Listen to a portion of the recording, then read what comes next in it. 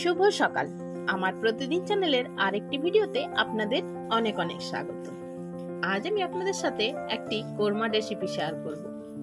কোরমার কথা শুনেই ভাবছেন তো নিশ্চয়ই চিকেন বা মাটন? না না, ভেজ মাংসের কোরমা। কি ভাবছেন, মাংস আবার ভেজ? আরে সয়াবিন, আমাদের বাঙালিদের দেশি মাংস। হ্যাঁ, আমি বানাবো সয়াবিনের কোরমা। চলুন তাহলে দেরি না করে দেখে নিই এই সয়াবিনের কোরমা বানানোর জন্য আমাদের কি কি লাগছে। এখানে 100 গ্রাম সয়াবিনের বানাবো, তাই এখানে আমি দই নিয়ে নিয়েছি 100 গ্রাম, কারণ সয়াবিন সেদ্ধ করার পর ওয়েট বেড়ে যায়। এখানে আমি 100 গ্রাম দইয়ের মধ্যে দিয়ে দিচ্ছি প্রথমেই জিরে গুঁড়ো, ধনে গুঁড়ো, কাশ্মীরি লঙ্কার গুঁড়ো আর অল্প লঙ্কা গুঁড়ো। এরপর দিয়ে দিচ্ছি বিট লবণ, রেগুলার লবণ, গোলমরিচের গুঁড়ো। এরপর একটি চামচের সাহায্যে এগুলি খুব ভালোভাবে মিলিয়ে নিতে হবে যতক্ষণ না দই একদম মসৃণ হয়ে আসছে। তারপর একটি কড়াইয়ের মধ্যে সাদা তেল, আর তেলের মধ্যে যদি আপনারা চান ঘিও দিতে পারেন। আমি এখানে ঘি ব্যবহার করিনি।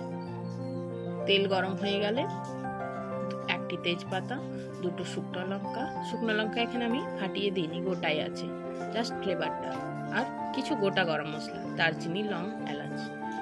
এরপর মশলাগুলি অল্প ভাজা হয়ে গেলে আমি আগে থেকে এখানে সয়াবিন সেদ্ধ করে খুব ভালোভাবে জল চিপে রেখেছিলাম।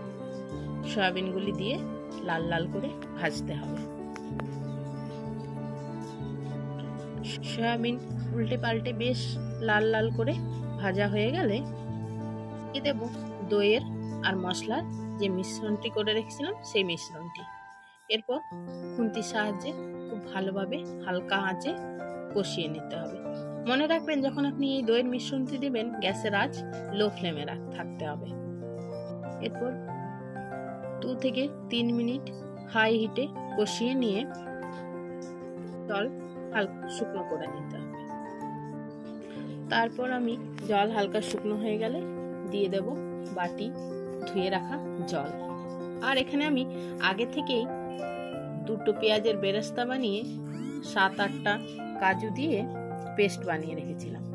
যখনই দইয়ের মিশ্রণ কষা হয়ে যাবে দিয়ে দেব এই কাজু আর পেঁয়াজের মিশ্রণটি। তারপর আবারও 1 থেকে 2 মিনিট নেড়ে চেড়ে কষিয়ে উপর থেকে গরম মশলা ছড়িয়ে যেই একটু গ্রেভি গ্রেভি হয়ে আসবে নামিয়ে নিন, আর রুটি আর পরোটার সাথে গরম গরম পরিবেশন করুন। রেডি আমাদের ভেজ মাংসের কোরমা। কেমন লাগলো অবশ্যই কমেন্টে জানাবেন। যদি আপনাদের আমার ভিডিও ভালো লাগে তাহলে আমার চ্যানেলটি সাবস্ক্রাইব করে নিচে বেল আইকনটি প্রেস করে দেবেন, একটি লাইক করে দেবেন। আজ তাহলে এই পর্যন্তই রাখি, আবার দেখা হবে নতুন কোনো ভিডিওর সাথে। ততক্ষণ পর্যন্ত সবাই খুব ভালো থাকবেন, সুস্থ থাকবেন।